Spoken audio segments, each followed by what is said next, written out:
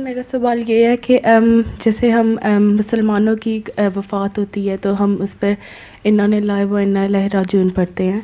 तो अगर कभी गैर मुस्लिम की वफ़ात हो और कभी हम देखें तो क्या तब भी हमें पढ़ना चाहिए? इन्ना लिल्लाहि व इन्ना इलैहि राजिऊन पढ़ते हैं जब किसी भी किस्म का नुकसान देखते हैं, हैं? तो सवाल ये है कि हम उसका मतलब क्या है कि हम अल्लाह की तरफ से आए और उन्हीं की तरफ लौट। हम अल्लाह के लिए हैं और उसी की तरफ रुजू करते हैं। हर चीज़ में अल्लाह ताला की तरफ ही झुकते हैं ना। तो चाहे कोई भी हो, मर रहा हो, तो हमने अल्लाह ताला की तरफ झुकना है। अगर उसका अच्छा अंजाम है तब भी अल्लाह की तरफ झुकते हैं कि हमारा भी अंजाम अच्छा हो।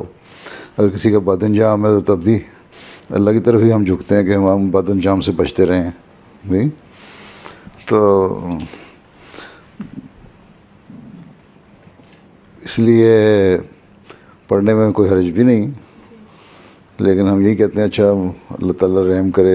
हैं वैसे ये है कि जो मुशरिक हैं उनके लिए तो अल्लाह ताला ने आंसरों को भी फरमाया था कि उनके लिए दुआ नहीं करनी, कब्र पे नहीं खड़ा होना, ठीक है। इसलिए बाज़ रवायतों में आता है कि हज़रत सल्लल्लाहु अलैहि वसल्लम जब अपने वालदा की मज़ार पे भी जाते थे तो उनको उम्मीद है कि मुशरिक नहीं होंगे क्योंकि उस ज़माने में मुआहद होते थे, लेकिन खड़े हो दुआ नहीं करते थे, खड़े होके आ जाते थे, देख के आ गए। इसलिए इस लिहाज से अगर पढ़ना है कि अल्लाह ताला हमें हमारा अंजाम नेक करे, तो कोई हर्ज नहीं। अगर तुम्हारा ये ख्याल है कि पढ़ने के बाद उसके लिए दुआ करनी है दर्जात के लिए, तो उसका मामला फौत हो गया, अल्लाह पे छोड़ो, अल्लाह पे उससे देख लेगा।